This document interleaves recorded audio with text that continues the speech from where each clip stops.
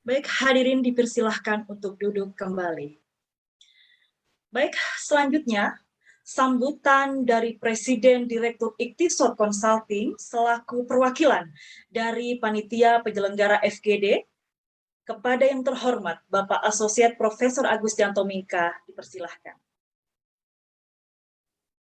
Ya, oke. Terima kasih telah dibukakan mikrofonnya. Bismillahirrahmanirrahim. Assalamualaikum warahmatullahi wabarakatuh.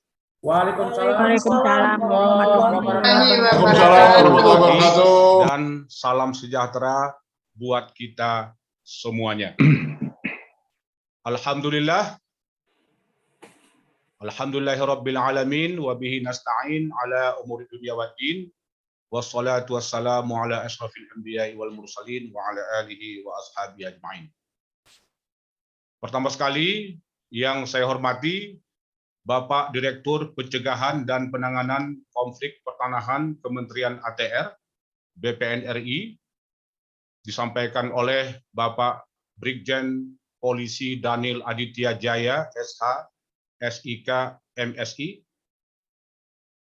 Kemudian yang saya hormati Bapak Dr. Pri Prambudi SHMH sebagai Hakim Agung Mahkamah Agung Republik Indonesia.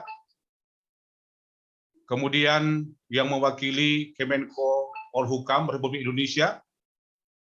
Selanjutnya yang saya hormati Bapak yang mewakili dari Bareskrim Polri, yaitu Bapak AKBP Wagino SH. Kemudian dari DPR RI Komisi 3, yaitu Komisi Hukum, Bapak Dr. Hinca Panjaitan SHMH.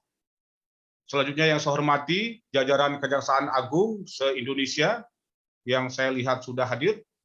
Kemudian perwakilan dari Kementerian Dalam Negeri. Selanjutnya yang saya hormati dan dimuliakan adalah Bapak Dr. Sapran Sofyan, ya. Jadi dua doktornya, SH SPN Enhub. Beliau ini tidak asing lagi bagi kita di Indonesia sebagai Ketua Umum PP IPAT tahun 2015-2018. Kemudian yang saya hormati Bapak Rektor UIN Padang Sidempuan, ya, daerah yang cukup besar konflik pertanahannya, yaitu Bapak Profesor Dr. Ibrahim Siregar MCL. Kemudian salah satu penyelenggara kegiatan ini Ketua Umum Asosiasi Pengacara Syariah Indonesia, yaitu Bapak Dr. Sutrisno SH MHum, dan seluruh pengurus APSI yang hadir se-Indonesia di forum ini. Kemudian juga Bapak Sugeng SH MSI, Ketua Umum LBH Perisai Kebenaran yang kedudukannya di Jakarta Pusat. Dan ini sebagaimana kita maklumi adalah LBH terbaik yang memiliki akreditasi A.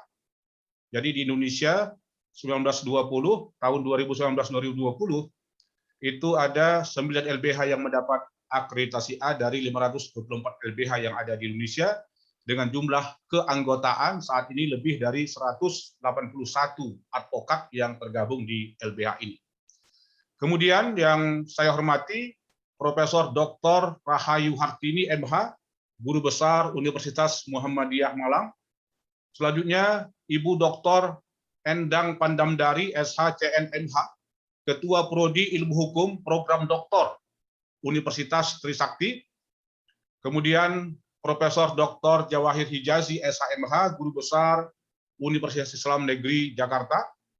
Kemudian juga hadir di forum ini Bapak S. Kendi Budiarjo yang sudah lama mendirikan Forum Korban Mafia Tanah Indonesia dan beliau adalah sebagai ketua umumnya.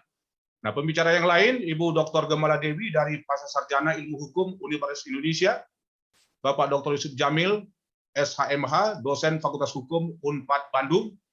Selanjutnya dari LBH Islahiyah Medan, Dr. Budi Abdullah SHMHum selaku pembicara juga. Bapak Daniel Alamsyah SHMH dari LBH Bandung. Kemudian Bapak Ibu pimpinan perguruan tinggi terutama Fakultas Hukum yang ada di Indonesia, juga termasuk sebagian ada Fakultas Syariah. Kemudian juga cukup banyak yang hadir notaris dan PPAT ya se-Indonesia yang saya hormati. kemudian para advokat, sebagian ada hakim dari REI, dan juga banyak ormas-ormas, ya, termasuk ormas syariah, asosiasi hukum, IAEI, MES, ISMI, IJMI, dan ormas-ormas lainnya. Nah, Bapak Ibu sekalian, adapun yang menyelenggarakan acara ini sesungguhnya adalah Panitia Kolaborasi Nasional, gabungan dari berbagai LBH dan lembaga-lembaga konsultan. Di antaranya adalah Iqtisad Consulting Indonesia, kemudian Law Firm Justisia Indonesia, yang ketiga Asosiasi Pengacara Syariah Indonesia, yang berikutnya adalah LBH Perisai Kebenaran, LBH Bandung, kemudian LBH Islahiyah Medan.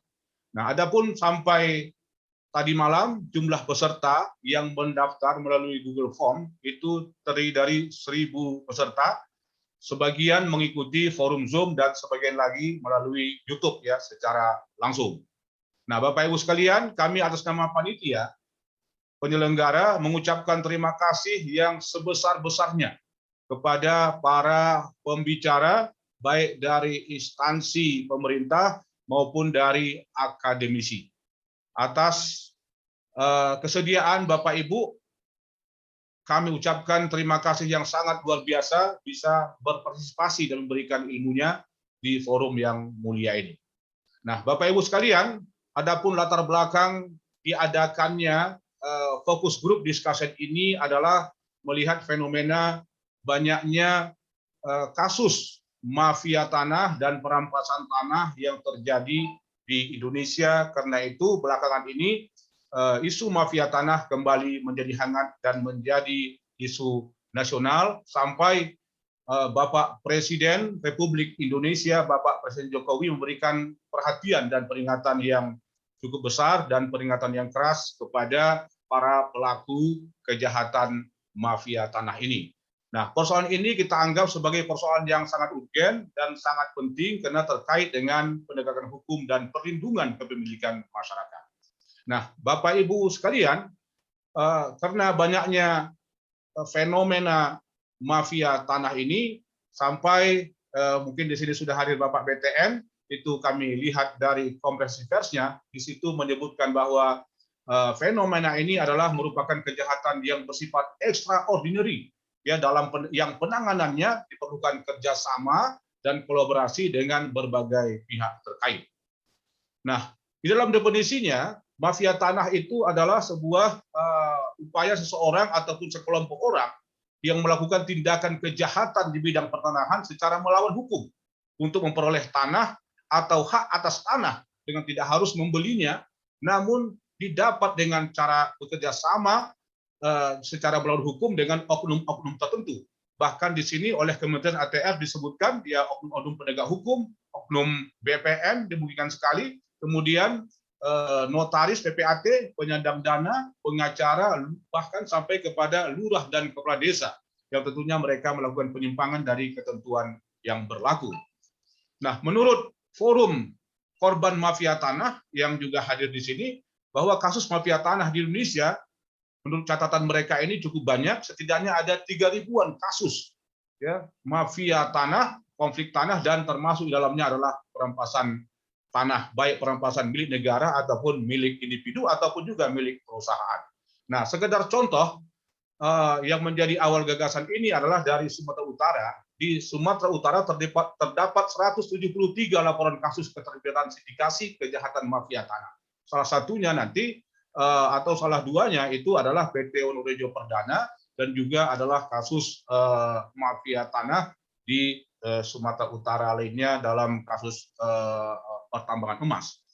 Nah, Bapak Ibu sekalian, melihat fakta dan fenomena kejahatan mafia tanah yang begitu masif, maka kami yang merupakan kolaborasi nasional lembaga-lembaga hukum, lembaga konsultan, dan didukung oleh sejumlah perguruan tinggi, mengangkat tema ini kembali supaya kita melakukan upaya-upaya strategis dan memberikan solusi dan membantu pemerintah untuk mewujudkan tegaknya hukum dan memberantas mafia tanah yang ada di Indonesia.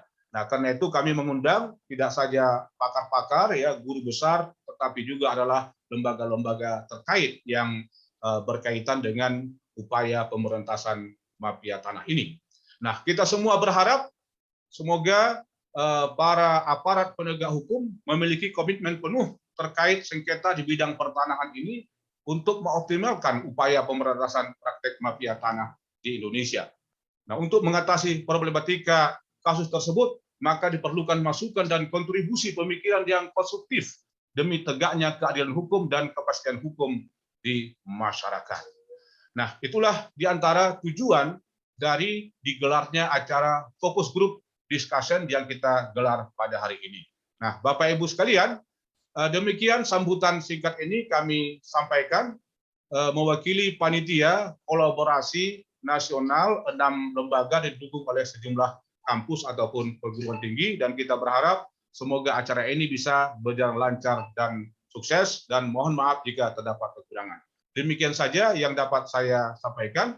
Saya akhiri, wabillahi taufiq hidayah. Wassalamualaikum warahmatullahi wabarakatuh.